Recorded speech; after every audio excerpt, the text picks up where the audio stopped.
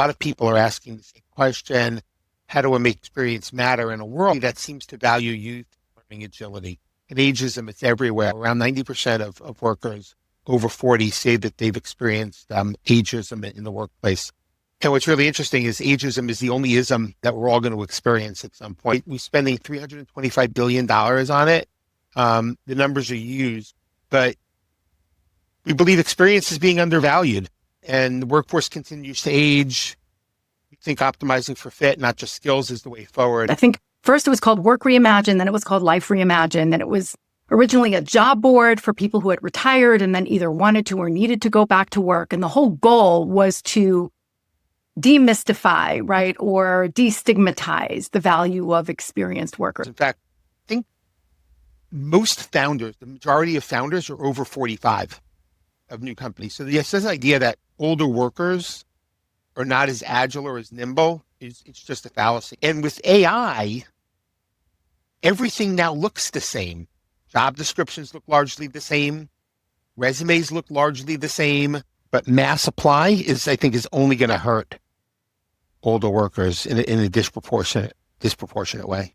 Older workers stay out of work longer than younger workers.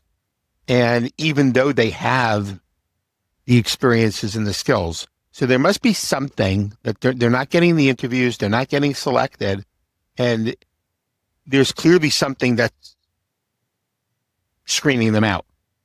Well, it's careful what you wish for, right? So exactly, open the yes. floodgates, but we need better screening or sifting tools, right, to figure out which applicants to pay attention to. Right. We hear things like, oh, I don't want to go through 5, 6, 7 interviews because it's too long a process. Well, I think that that's nonsense, because why would I take a job if I've only met 1 or 2 people? Are you kind of saying that ageism is accidental bias because of the length of an older person's career and then the gaps they take, that the systems are injecting a bias against them because of the way the paper reads?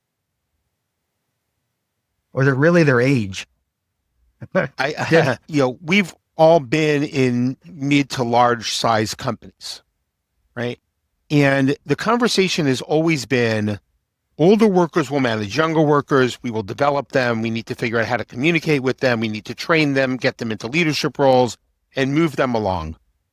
There's not a lot of training out there about how younger workers manage older workers, how to communicate with them. So it's an unknown, and people are scared of an unknown.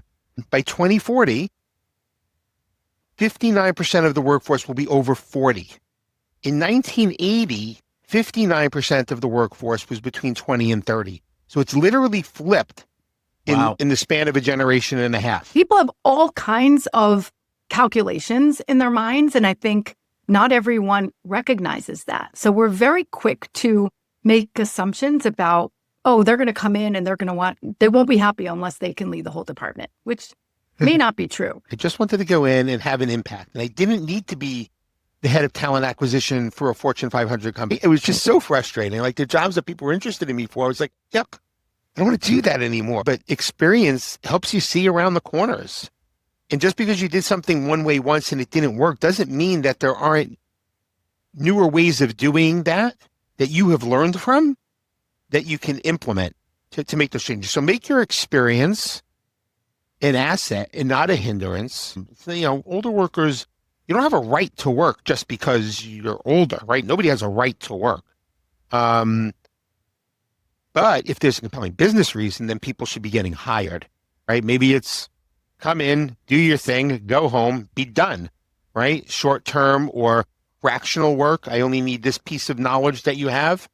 One of the biases I think employers have about not employing older workers is they say, well, I need someone with more runway. You only need someone for 3 years or 2 years or 1 year, right? And so it could actually be a good thing where you don't feel like you have to keep doing layoffs and paying severance. I think as an idea, that's brilliant, right? I'd love to see more workforce planning around that. And if somebody leaves after 18 months, well, if the average tenure is 4.2 years, do you really need somebody who's going to have longer runway? If you're listening and you're a business leader and you are struggling to fill certain roles on your team, or maybe you're thinking, hey, the people that I keep hiring just aren't cutting it. Maybe it's time to broaden your horizons about the candidate profile that you're looking for. What achievement are you most proud of? I had already said it. I mean, the veterans program at Goldman was extraordinary. It was by far the most rewarding thing I've ever done in my career. It was hard, but well worth it. Being part of that veterans program was way up my list of things that I will hold on to forever because of my time at the bank. So from a takeaway for me is for people to like really do some searching of their own souls or their own mindset or whatever words you want to shoot in there and figure out what you want to be when you grow up. If you're an experienced worker or an older worker and you're struggling and you keep getting rejected by automated application tracking systems, know that there's many others like you that are experiencing something similar. And there are organizations that are out there to support you. You're not your job, right? That's not who you are as a human being. And so don't let it come all of your persona.